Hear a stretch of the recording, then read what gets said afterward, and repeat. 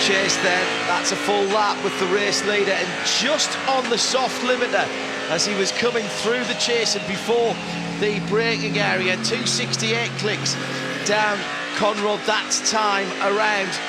In the meanwhile, the 77 was in and out the pits. Maro Engel installed in the now 7th position car as we start to understand how this is shaking out at the end of the race.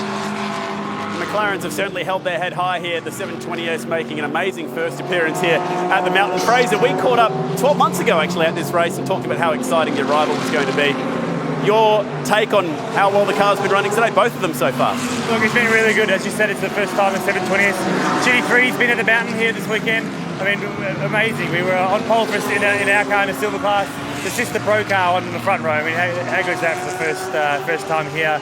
Unfortunately, the pro cars had a bit of troubles, but they're still well inside the top 10. And I think Martin's in the car now. I think he's just taken over the lead of the silver class. So it's looking good for both cars. I think that other car is in pit lane right now, so it looks like Ben Barnicoat's going in. What's your plans for your car? Are you going to be taking that thing home? Yeah, so I'll jump in and take it home, and be the lucky one to not only start the race, which was an amazing opportunity, and just drive around here and the rest of the car around with some big names was really, really cool. Obviously, being a silver, I don't do this professionally, so it was quite cool. But looking forward to bringing it home. We're getting a result with boys at 59 Racing. I worked extremely hard with McLaren Custom Racing to get both cars here. An amazing operation they put on. So it'd be great to reward the guys with a great result. It's a beautiful car, mate. Well done. Thanks, mate. Cheers.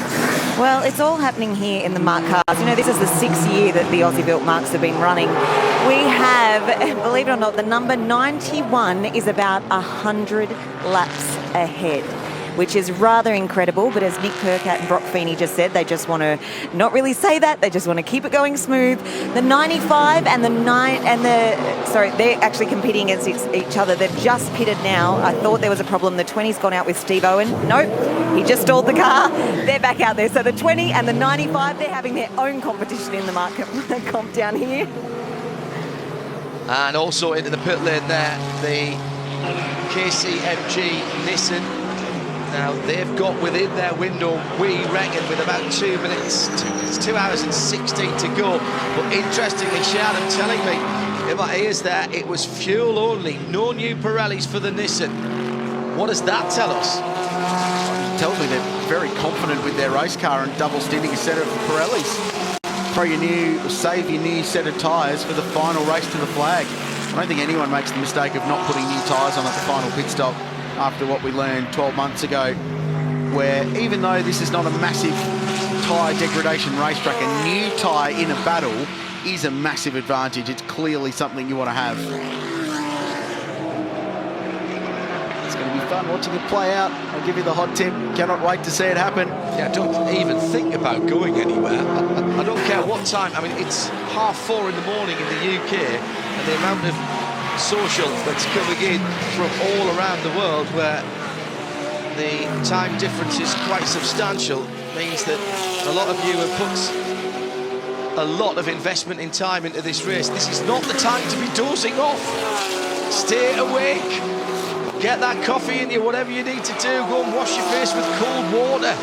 Whatever it is, you've got to stay awake for the next 2 hours and 15 minutes, because this is building up to another cracker on the mountain. We've still got 6, 7 cars that are in with a real shout here.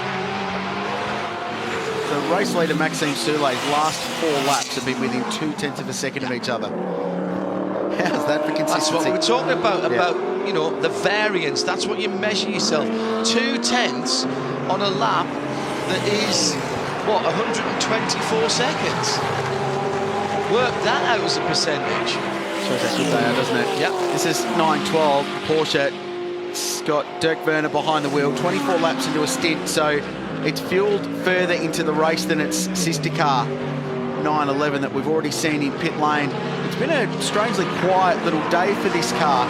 They dropped off the lead lap for a little while there, but they got it back quite early in the motor race, and they've been chipping away since then. And Dirk Werner, who won the race last year. GT4, couple of cars with us this weekend. The brand new AMG GT4 Mercedes. You can easily see the difference there. Not as much aero on the car, much smaller back rear wing on the back. Dirk Müller, very expensive, very extensive back catalogue of races and a big CV. And he does a fine job for them.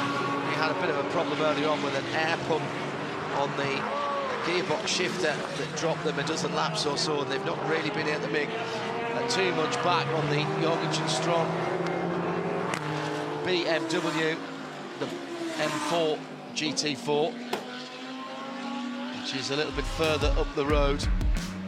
Still exactly 12 laps between those two as we head towards the last 2 hours of Bathurst, 12 hours this year. The rest of the team, but also to the preparation of that Bentley Continental GT. They really have maximised that new version of the car. The battle for second position is hotting up behind them. And a theme we're seeing in this final round of stop, at least for the outright cars that are on the lead lap in the mix for this race, is that they're not putting new tyres on at the moment. I reckon they're all saving what is probably their final set for the last pit stop. I don't see how you do this race without putting new tyres on, or the best set of tyres you've got left out of the 12 you're allocated before the race wedding. I think you've got to put them on at the final stint. Well, we saw it last year, didn't we? It made such a difference. Well, you might have track position, but you cannot race if you don't have really good rubber. We saw that on that last restart with Maxi Goetz in car 888. He had nothing to battle with, and it was only some pretty resolute defence from the 999 car that kept him in front of 77 for that as well. Steve Wells from New Zealand having a heat wave down there as well, asking about that KCMG. Listen, does that need an extra stop to anyone else? We think not, Steve. We think that that has just about got into the window to do it on one more stop. And that's assuming, of course, that it stays green all the way at the end. Any lapse of full course yellow behind the Mercedes-AMG safety car, that will help it out. Yeah, it is a little more thirsty, but not a massive amount. 3 or 4 laps only. Now, up out the mountain straight again to New South Wales, Griffin's Bend. And this is another little battle pack beginning to build. Cars in here that aren't at the sharp end of the field, but are still trying to make ground up. Here comes the 59. That is the leading silver car in 9th position. And Dirk Werner, stuck in behind, would like to get past with some alacrity if possible, because he's only half a second or so behind Maxi Goetz in the battle for 2nd and 3rd place. Those cars will be in pit lane reasonably close to each other. The Porsche should go a couple of laps longer based on its economy so far today. We're expecting the Bentley anytime now, pretty much from this moment onwards.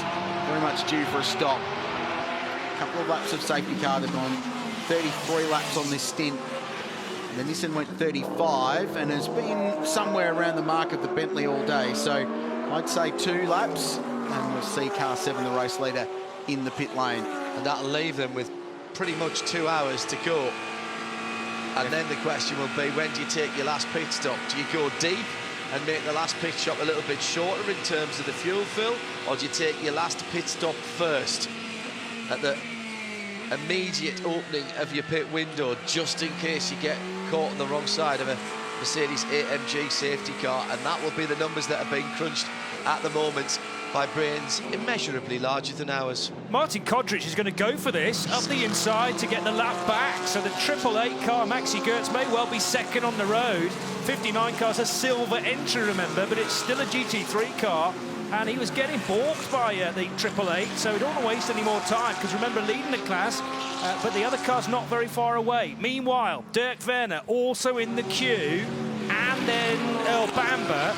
But the number 1 car's not on the same lap as the 912, but it's not going to stop him trying to get a place, nevertheless. Not even slightly. From a lap time point of view, the pace has really dropped off for Maxi Goetz in the last couple of laps. He's been in the 6s, low 7s, so really struggling for pace aboard car 888. Not far away from a stop, though.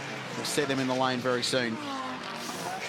Maxi Burks just asked me, do I have a lot of dirt on my face? The answer is yes. You look like you've been wheeling an open wheeler out there right now. That was a lot of fun. How hard was that last stint?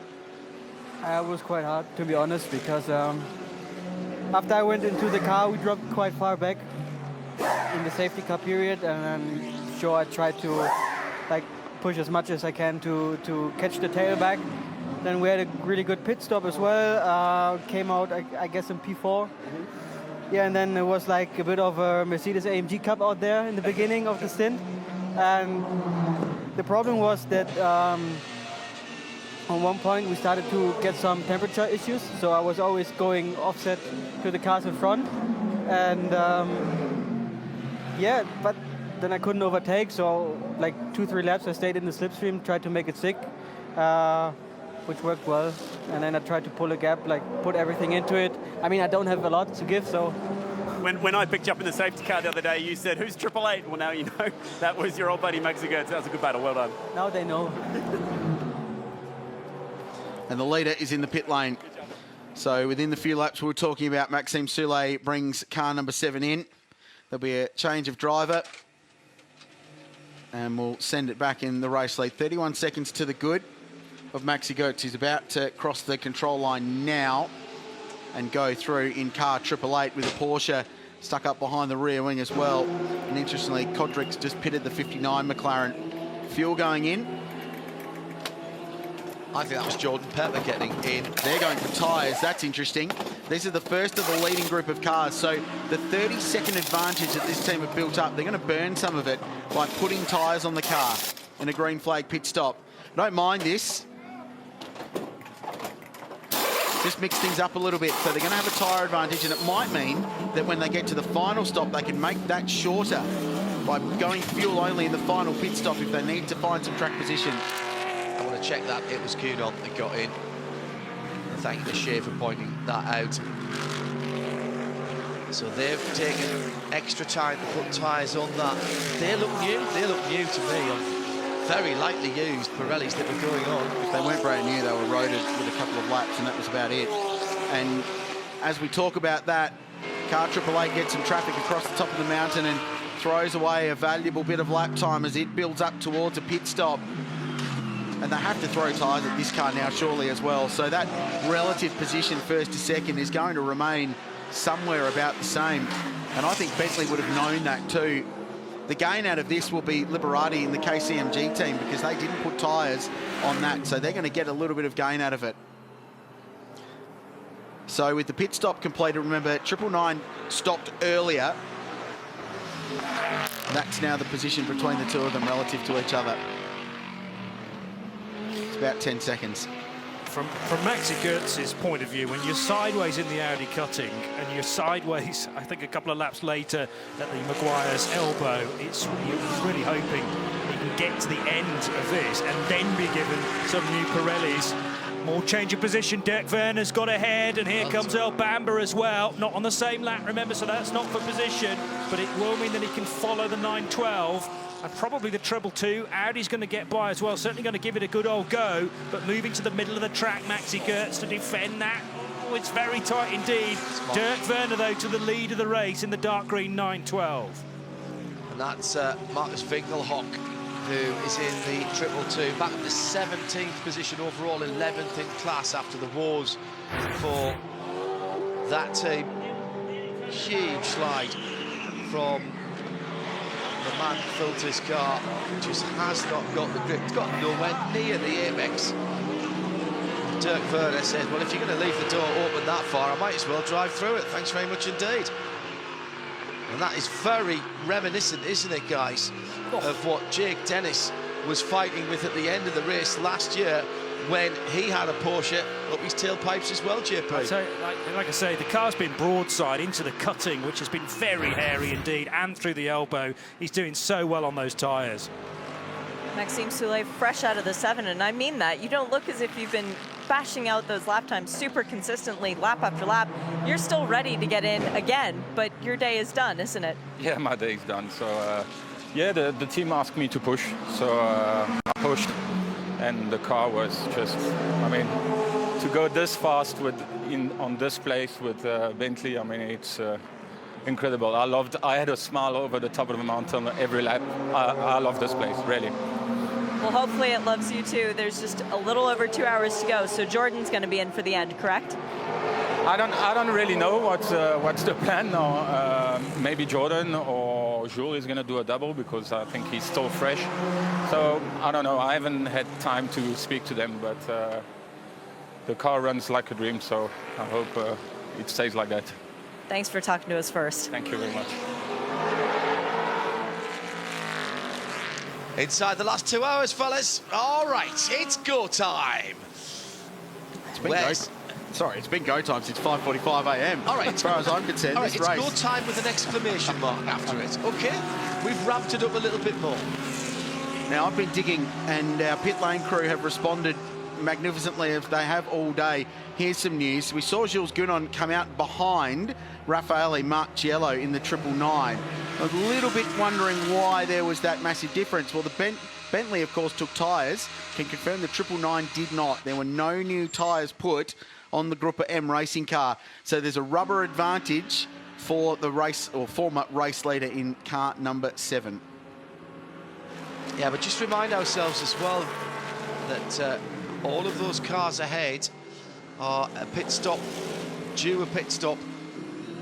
to match the one that the Bentley has taken, and they're all ready to come in. Dirk Verne has done 32 laps, 33 for the 888 of Maxi Goetz. 999, well, that's the different one. That's Rafa, and that's the one that didn't take the tyres. And then Gounon, Liberati. They didn't take tyres either, remember? No, they did not. In the Nissan. They're only 9 laps into the stint. Pace is still okay in that car as well. They're a minute off the lead. He gave up a bit of time in that stop, but they're only 12 seconds behind Jules Gounon, so they're still very much in the mixture here. Just point as well that Ben Barnicoat's just did a 2:04.6 in the McLaren number 60 in 6th position. They're still pacing that car. Yeah, definitely. They're pacing all of the top 8 cars on the lead lap of the race. They're all very much in this. Of that I have no doubt. It's only 1.9 seconds first to second. We're watching the race leader. It's car 912.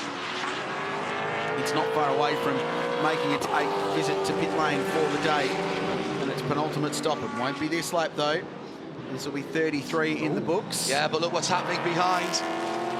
2 takers for the AMG pit lane entry, and it includes Maxi Goetz in 2nd position. And some much-needed, fresh, brand-new Pirelli tyres going on to car 888, and it will be Shane Van Gisbergen gearing up. Now, Jamie Whincup standing at the back of the garage, and currently he is in his shorts and T-shirt, so it looks like this is going to be SVG's day. Double stint coming to the finish for SVG. Okay, with 2 hours on the clock, under 2 hours, that's fine. That is within the right amount of driving time. SVG folds himself into the driver's seat. Fuel going in, can't do anything else other than install the driver at this point. Then we'll find out how quickly they can change those 4 Pirelli tyres. 222 in as well. Marcus Finkelhock, what a shame that they dropped the time earlier on. That car still with the fastest lap of the race, 2:03.9. There goes Raffaele Marciello through and past. Poor old Maxi Goetz has spent 33 laps on old Pirellis with the car sliding around, no drive, no traction. Gounon's gone through as well there, Rich. Yep, no lateral grip, and Shane's going to go out and look like a hero because he's going to have brand new tyres. It's a tough life as a racing car driver sometimes. That's the art of endurance racing. But that was a pretty stout stint from Maxi there. Lost quite a bit of time towards the end there, but they've invested in new tyres now. So like Jules Gounon in the Bentley, they're 1 stop to go and they've got new tyres on their car now. And they're just logging these contenders as they come up. The next question for me will be, do Porsche put tyres on now, or do they play by the fact that the 911's always been pretty good on its rubber and wait until that final pit stop so they can get some more track position with this stop? How long does it take to change 4 tyres? 30 seconds? Yeah, so you've got to kind of make 2 seconds. Oh, you've only got to make a second a lap difference, haven't you, to make it back? Yeah, that's all. Hey, it's funny you asked that question. Actually, time Talent took the 888 mechanics to do that just then. It was between 14 and 15 seconds to change 4 tyres. Right. Maxi Goetz has just got out of the car, puffing. It's been a hot day's work. That was a great stint. Congratulations on putting that together. What was the grip level like? It looked pretty slippy. There was no grip at all. I was in a double stint tyre, and as you can see, I was P1 after the restart, or P2, and in the end, the last 10 laps were really incredible, hard for me to keep the momentum high and keep the concentration high. The car was really edgy to drive. I just no grip, and maybe you could see it on the television as well. I was fighting all through the corner, from braking till the apex, and on the exit I was always in an oversteer. So I guess this was one of my hardest stints in my whole entire life. I saw you chuck the seat insert away. Were you frustrated or just hot? No, it's not hot, but I'm really not frustrated. You know, it's hard to judge where I am and which performance it was, because all cars around had new tires, or most of them, I guess. So it was really fighting with a weapon which was not loaded. No chance of a double stint on these tires for Shane. Have to throw greens on at the last stop. Yeah, I think it's this tire goes through the race. If nothing happens, so if a safety car will come, then for sure. But we have to see, what we are able to do now. Thanks, Max. A little bit of insight there from Maxi Goetz. Yeah. The heck of a stint. Quite something for him to say. That's the toughest stint of my life, because he's been around the block for a fair few years now, and some very treacherous stints, particularly overnight at the Nürburgring Nordschleife. So yeah, a he-man stint, some heavy lifting, and he's now handed the car over to SVG. It's another cracking stint, isn't it, by a Porsche. Dirk Werner coming round to complete another lap. Yeah, no sign of pitting either, so this will be 35 laps on the stint. They've gone longer today. There was some safety car in this as well, so may yet continue onwards. I wonder if we'll see a 40-lap stint here. Aston Martin at the S's at the top of the hill. Jake Dennis behind the wheel, just having a bit of a crack at the end of the motor race. What a difference a year makes, gents, eh? Jake Dennis at the front of the field last year, battling for the win. Now with the new car, sits down in 16th overall, 10th in class for the number 76 R Motorsport machine. Yeah, not the debut that Aston Martin would have liked for the new AMR GT3. It's the first time we've seen that car at Mount Panorama, moving away from the traditional V12 to twin-turbo V8 power. They were fast in qualifying. R Motorsport were very, very decent. Garage 59 had a pretty solid weekend. Building to that, Andrew Watson behind the wheel of car 159 in 15th place at the moment. And the 59 car in 10th position for the silver. That's the top Aston Martin. Well, no, it's a McLaren. Sorry, that isn't McLaren. Yep. I've got my 59s the wrong way around. We knew we had to have it. Hindhoff does it before the end of the race. 45 seconds, but Dirk Werner owes us a pit stop. Kicking off Friday, the AFLW starts with the most unpredictable game ever. This is huge. The new Wildcards face Carlton, hungry to avenge the grand final loss. AFLW, Friday 7:30 on 4.5 seconds. What a race this has been so far. Yeah, plenty of action, some of it between stablemates in terms of the manufacturers side by side. The two AMGs going up Audi Mountain Straight, and the Nissan GTR taking advantage. Almost got them both. Had to drop in behind. The battles continue. Different tyre strategies and a little bit of a love tap as well. And finally, the pass was made down into the KW suspension chase.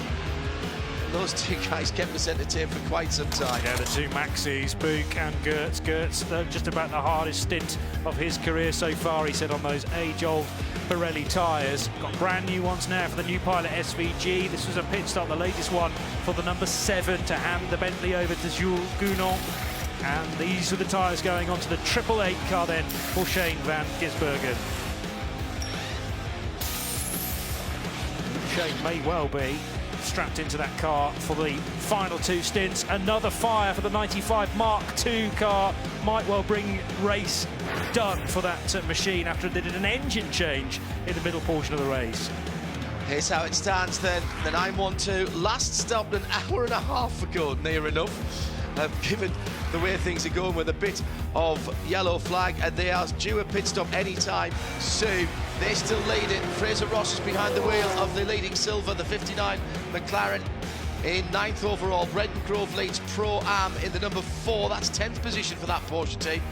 Aaron Cameron in 13th position for the Invitational class, and 22nd, it's still the BMW GT4 class leader with Brett Strom at the wheel. The great state of New South Wales has over 2,100 k's of coastline, famous Bondi Beach amongst them, and it's lined with them. Some of the best in the world enjoy swimming, surfing, fishing and boating, and all kinds of swimming, in fact, all along the east coast of this state. Well worth a visit. Plonk yourself down on the beach with a refreshing beverage and enjoy the sights and the sounds. No beaches within the vicinity of Mount Panorama at the moment, but a great car race building up at the moment. We wait for Porsche to make their pit stop and find out how this race is going to play out. Well, the number 95 just can't catch a break today. As you said, an engine change. They've gone through it all. But maybe it's Warren Luff that's just too hot to handle, because the two fires have happened when he's behind the wheel. Luffy, explain yourself. Well, I watched Talladega Nights about 2 weeks ago, so maybe I'm just channeling the spirit of Ricky Bobby. I don't know, like it was, I think it was the same problem we had before. It's a relief valve in the overflow. It was only a small fire that time, but yeah, look, we're just going to check it over, and I think we just need to now work out how many more laps we need to do to be classified as a finisher. So it's disappointing, but we've done an engine change. We've been fighting hard today, so yeah, we need to get the car over the line. Oh, good luck, guys. Thanks. Exactly what we were talking about early on. You change what your target is as the race goes on. They want to be classified as a finisher. They'll get that car back out, and good on them for that. Yeah, never give up attitude, and that's, you know, part of endurance racing. You set yourself a challenge, you enter a class that, you know, in that case, it's 4 evenly matched cars, and then a question of getting it to the end and seeing where you finish. But getting classified may still get a trophy. Let's look ahead about an hour and 3/4, an hour and 44 minutes to the end of the race. The race time is at 43 minutes to the hour, 43 minutes past the hour rather, plus 1 lap. That is the scheduled race time. It is a time certain race. So before lots of you start in with the social using the hashtag B12HR, that is what you're looking at. So 43 minutes past the hour, plus 1 lap as the leader goes through.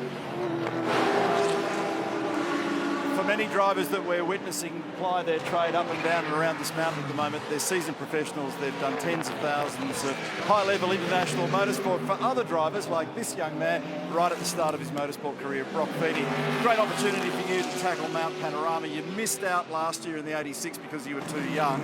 Now you finally get to crack some Ks here. Yeah, it's been awesome, you know. What a spectacle this has been this weekend, you know. Wake up 3:30 in the morning, come to the racetrack, and, you know, you're sitting on the grid and it's pitch black. So it's been a great day so far. We're in the final few hours now. So, you know, it's just been really good to get a lot of laps in today, you know, just keep building up on that consistency. And, you know, I'm just loving every moment. Liking the track? Oh, I'm loving it. It's everything that I've dreamed of and a bit more. So, you know, watched this, you know, since I was a young kid, and, you know, just wanted to end up here racing here one day. And, you know, to race in the 12-hour international event's been unbelievable. Well, your dad raced superbikes here in the 80s, so you got all the right genes. That was pretty crazy stuff back in those days. Yeah, I know. I can't really believe how they did that. You know, Nan always goes, she worries about me racing cars around here. But I go, your son raced motorbikes around here. So, no, it's been great, you know, just loving this place. You put the suit back on, are you going to get back in? You're pretty tight now on this next stint, whether you do or don't. Yeah, it's going to be tight on fuel at the end. So Nick's going to jump in now, we believe, and in the next coming laps. And then if something happens towards the end of that stint, I'll jump back in for a couple of laps. I'll get out of your way just in case. Have a good run, and congratulations on making your debut here. Thank you, appreciate it. And we'll see you in the Super 2 car later in the year. Well done, mate. Leading Porsche, thanks Neil, drives into pit lane. Dirk Werner 40 laps. Stops, yeah, 40 laps. So a couple of laps of safety car in there, but it's bang on their window for the race so far. And it's a long tour down to pit exit where Absolute Racing are located. I want to know if they put tyres on this car or if they wait till later on. It's 2 50-minute stints now if they want to. If you go by the Nürburgring tactics, which we've seen in the past from Porsche, Johnny, they might split this up into 2 50-minute stints rather than running a long stint and a very short stint. Yeah, it simplifies matters, doesn't it? And I'm sure they will have factored in a potential getting in. Yes, the Austrian driver with all his recent World Endurance Championship experience. It just depends if there's a late caution where that leaves them if they do 2 even stints to the finish. I think they push it as long as they possibly can. I think you do. Go as deep into the motor race as you can, but if you get an opportunity with an hour to go within your fuel window with a safety car, then you absolutely take it. And they've Fuel got the going in. biggest window of anybody. That's where Yep. it will help them at the end of the race. The new leader's gone through. Rafa Marciello's gone through. So has Jules Gunon in the Bentley, just done that car's best lap of the race again. They're putting tyres on. New tyres on 9.12 for this run to the flag. Yeah, great pace by Gunon. He's got the margin down to Marciello to 5.5 seconds. And Barnicourt's got ahead of Liberati as they went through, so that's the McLaren coming on strong at the end as well. So now it's AMG from Bentley, from McLaren, from the 18 Nissan. That's your top four, and there's less than half a minute between them. And now into the fray goes the 912. It's building nicely, isn't it? So they've just rolled out in front of car 888, Shane van Gisbergen. He'll have hot tyres, he'll have slightly less fuel. See if the Kiwi can make any impact and work his way into the top 6. But it's starting to play out. The key contenders just about all with the stop to go.